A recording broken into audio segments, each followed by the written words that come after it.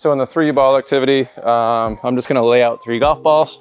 All right. And what I'm gonna do here is I'm gonna set up to the middle ball, but I'm gonna try to hit the outside ball, set up to the middle ball, hit the inside ball, and then go ahead and scrape the middle one out of the way. So really what I'm working on doing here is having the ability to shift my sweet spot around if I have to when I play golf. Very good. So this is the easiest thing that you can do to help yourself figure out where you need to be in the setup with the ball position. People always ask us, where should I put the ball? This activity will help you that.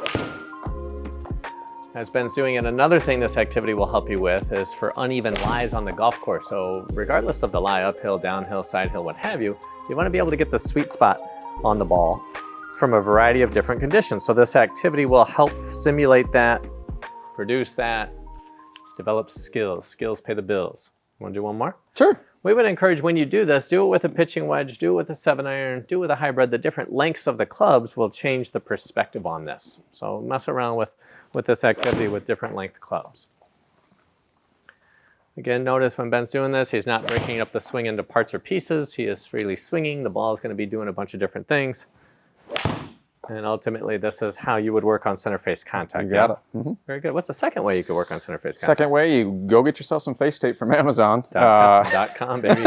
Get a lot of it. The stuff's like gold. Same place as our book, you know? If I only had one training aid for the rest of my coaching career or golfing life, yeah, this would be it. I would bring face tape to the party. This gets people better at golf. Quick. So now with the face tape on, what we're going to do is I'm actually going to work on moving the contact point around a little bit. So I'm going to try to hit a couple on the toe, I'm going to try to hit a couple on the heel, and I'm going to try to hit a couple in the middle. So I'm just working on my ability to move it around the club face. Cool. Remember, there might be a disconnect between intention versus reality. Don't freak out when it happens. Just know that you probably stumbled upon a solution that will work for you. That's why this works so well. So like as an example, if I try to hit the toe and it's actually hitting the middle, then that's a good thing? Yeah, it's not that you suck at golf. You just uncover what you need to do to hit the center of the club face. That's just what it takes. So I'm going to go toe at first. And then the value of feedback lets you know that you actually got the toe. Feedback. Yep. I'm going to go heel. So that 3-ball activity loosens people up or helps them when the face tape gets on there. So because Ben already did that 3-ball activity, he's able to move the club around and then makes it exceptionally sharp or productive when he gets the face tape on there. So last one, you're going to go for the middle on this one? Oh no, I screwed it up. Let's try middle one more time. Errors are happening. When you're training, you're going to have to give yourself the space to make some errors. So they're definitely helpful. No need to try to fix. Just keep flowing. Did you do it? Yeah, it's pretty close. Slight heel. Slight center. All right. So then I would keep on running some experiments. So then once I'm done with that, I might try to maybe move that contact point ever so slightly on the toe if my marks kept on being heel biased. So I have the ability to do that because I proved to myself through the 3-ball activity, I can move that thing around. The only thing that I really don't know is how much of something I need to do in order to get what I want, but that's when the experimentation comes in. Yeah, and the calibration furthermore. Yes. So you can do something slightly or moderately or severely, or just a little game called more or less, yeah? You got it. All right, very good. So far, your training session includes a free swinging motion. You got to keep it free. Divot and center face contact. So if you're swinging freely and you're making solid contact, how are you doing at golf? Feeling pretty good. Yeah, so can you walk yourself into that without going down the rabbit hole of trying to fix things that we don't quite understand? Yeah? True statement. Okay. Now what are you going to do? Now I'm going to go mess around with the club face a little bit. So your club face determines where your ball starts. So remember, if the face is shut, the ball will start left. If the face is open, it's going to start to the right. And if it's square, it will start straight. So now I'm just going to work on moving that around a little bit. So I'm going to try to start the ball to the right, start the ball to the left, start the ball straight. Just remember, there might be a disconnect between intention versus reality when you do this. Would you do it with the swing direction or the club face? So club face, you said? Club face. Very good. All right, so when you're training on your own in an effort to understand what causes the ball to make it go left or right, this is exceptionally helpful. So that ball went to the left not because his head was down or he came over it, it's because the club face was closed. That one went to the right, it's not because his left arm wasn't straight enough or his hips were too moving or whatever people say, it's because the club face was open, yeah?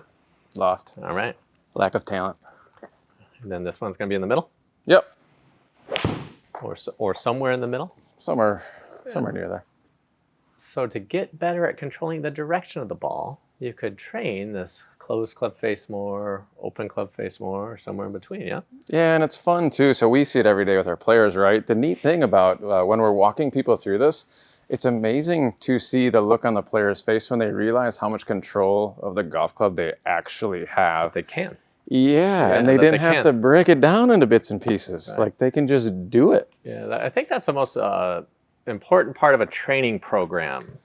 Your training program has to allow you to find out that you can do it. Yes. To empower you to be able to do it and understand why it happens.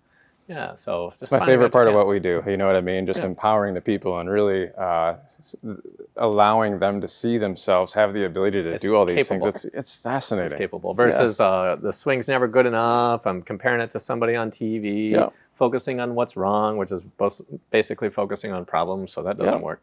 Or even a lot of times too, I think for the beginner golfer to come in here and think that maybe you can't do this, you can. You'd be surprised, yes. You can. So not too long ago, I was working with Sylvia, right? So Sylvia, I think she's 72 years old, had never played golf, does not have a sports background. She can do it, right? And she did it with ease. Right. So if you're kind of skeptical about this, maybe you're a beginner and you don't think you can do all this stuff, trust us. You do have the ability, you just don't know it yet. I would say the beginners are the ones who are the best easiest. Yeah, because there's no preconceived junk. No baggage.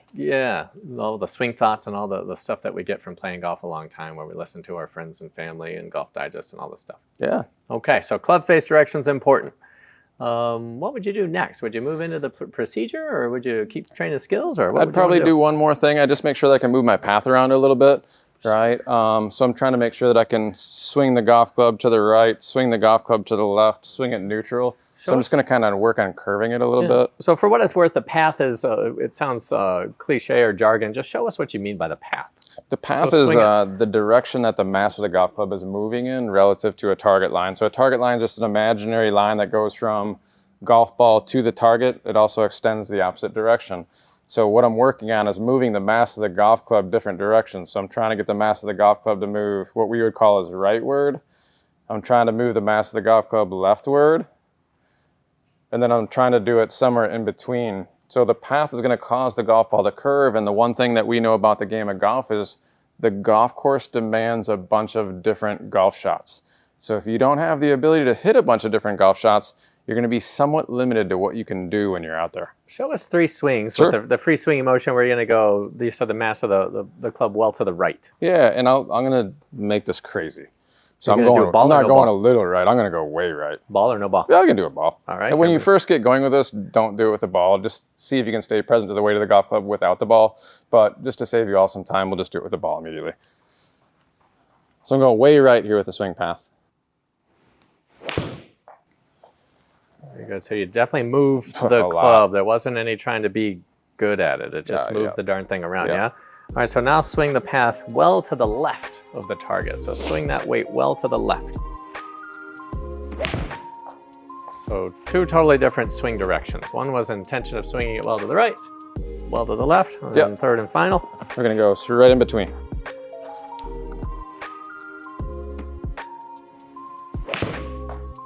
Very good. So give yourself permission to swing the club in different directions and you'd be shocked. Back to the intention versus reality. Let's say you try to swing it left and it helps you. Do more of that. Keep doing that. Yeah. Don't stop. Keep that up. If you swinged it to the right and it doesn't work, the ball's teaching you that's not going to help you on the golf course. Fair?